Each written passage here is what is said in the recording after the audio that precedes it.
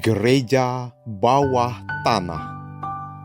Renungan diinspirasi dari Injil Yohanes bab 16 ayat 20 sampai dengan 23a. Sesungguhnya aku berkata kepadamu, kamu akan menangis dan meratap, tetapi dunia akan bergembira. Kamu akan berduka cita, tetapi duka citamu akan berubah menjadi sukacita. Seorang perempuan berduka cita ketika ia melahirkan, karena saatnya telah tiba. Namun, sesudah ia melahirkan anaknya, ia tidak ingat lagi akan penderitaannya, karena kegembiraan bahwa seorang manusia telah dilahirkan ke dunia.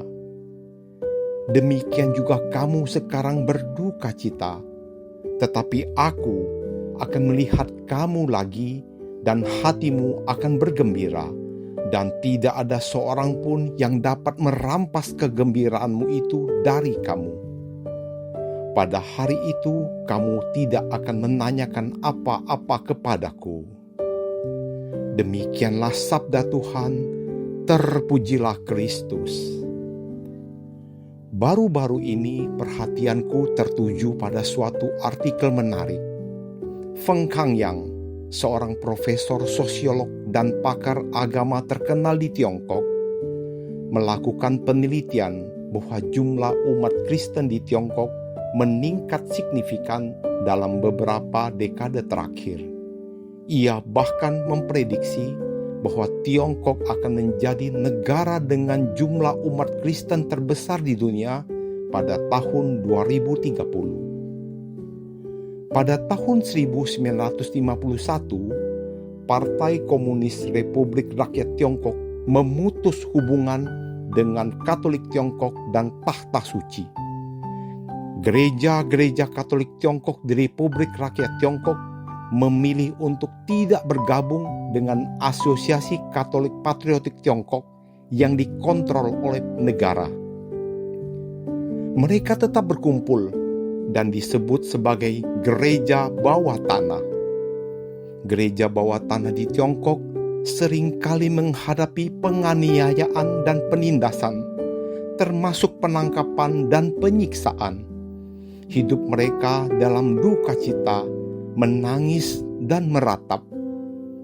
Terlepas benar atau tidaknya prediksi Profesor Yang, namun terbukti bahwa jumlah umat Kristen dan gereja di negeri tirai bambu meningkat dari tahun ke tahun. Perkembangan baik ini membawa Gaudium et Spes, kegembiraan dan harapan, karena umat Kristiani dapat memperoleh kebebasan lebih dalam menunaikan aktivitas imannya.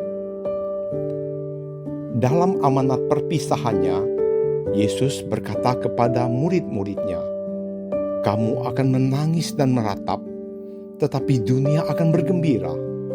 Kamu akan berduka cita, tetapi duka citamu akan berubah menjadi sukacita." Yohanes bab 16 ayat 20.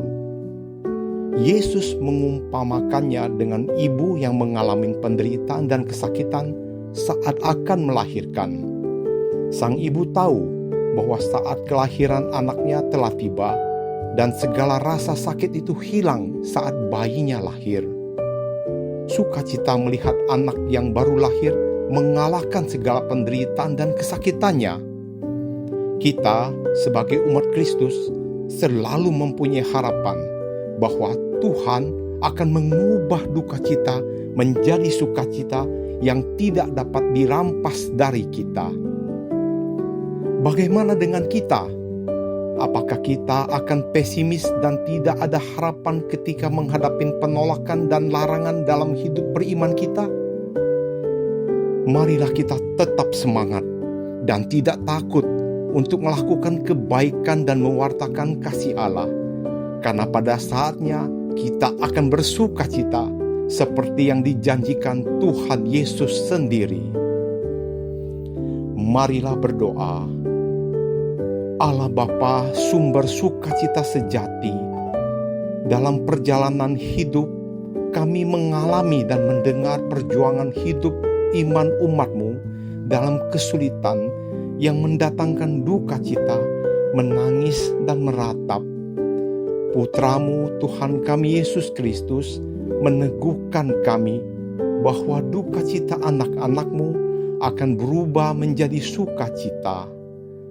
Ajarilah kami untuk tetap bertahan, tangguh dan setia dalam badai kehidupan beriman. Doa ini kami panjatkan kepadamu ya Bapa, dengan pengantaran Yesus Kristus, Tuhan kami yang terkasih. Amin.